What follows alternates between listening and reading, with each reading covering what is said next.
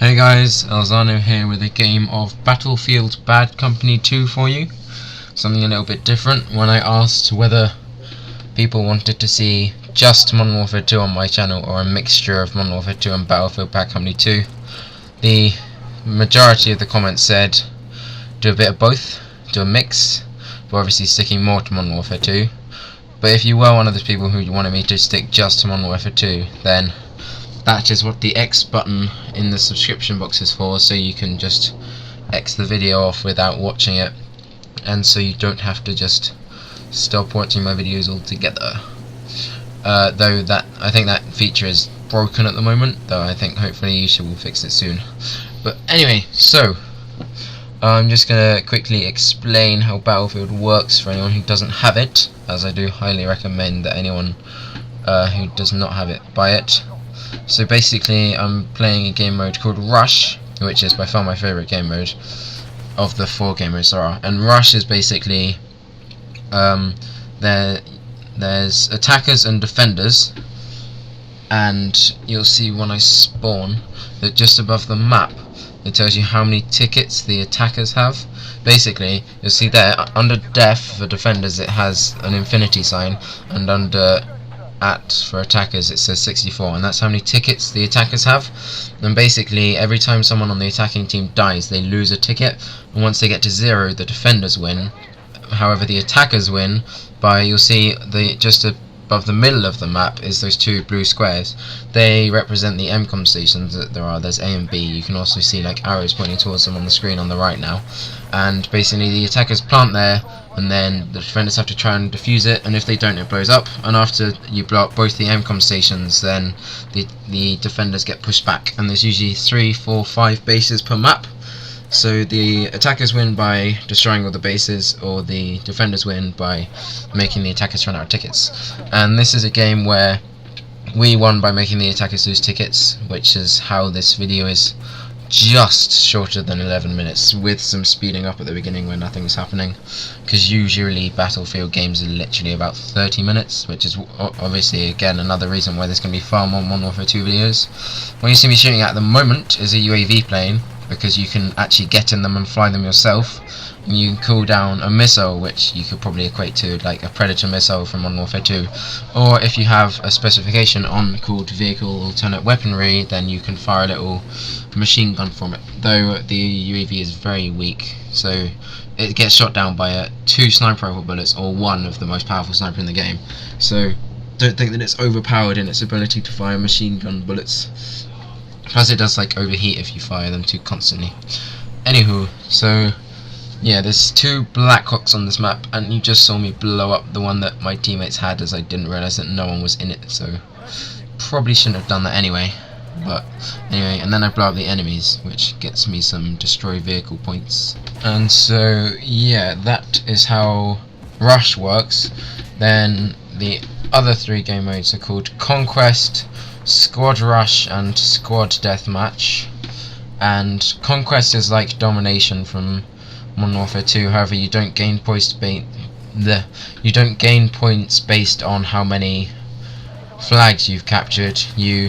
It's another ticket based game, so the points are literally just for spawning, because you can choose to spawn at your deployment, because both teams has a deployment behind one of the flags, or any of the flags you have, or by any of your squad mates, because you can have up to 4 people in a squad per squad team.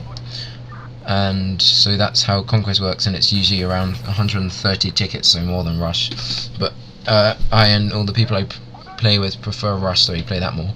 Then there's 2 game modes which are absolutely horrible, which is Squad Rush, which is where it's just 1 base and 2 bases with 1 MCON station in each, and it's 4v4 Rush, which is quite awful.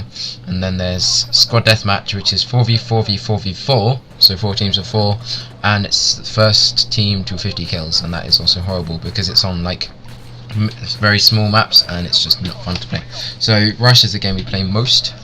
And then also in this game, the way the like classes work, you can't fully customize your own class. You have to play as one of the 4 standard classes, which are Assault, where you get assault rifles. There are some that are also in Modern Warfare 2, but there's like the AN-94, which is a 3-burst gun, so kind of like the M16 and the FAMAS. There's a oh no, that's on engineer. But yeah, so assault, and then you get 2 like specialties on each class. Assault gets 40mm either grenade launcher, so noob tube, 40mm shotgun, so just like putting a shotgun on an assault rifle on Modern Warfare 2, which you would never do on Modern Warfare 2, but can actually be quite good on this game, or smoke, which just seems kind of pointless. And then the other thing you get is an ammo drop. You can basically drop this little thing which you and your teammates can pick up ammo from just by standing over it.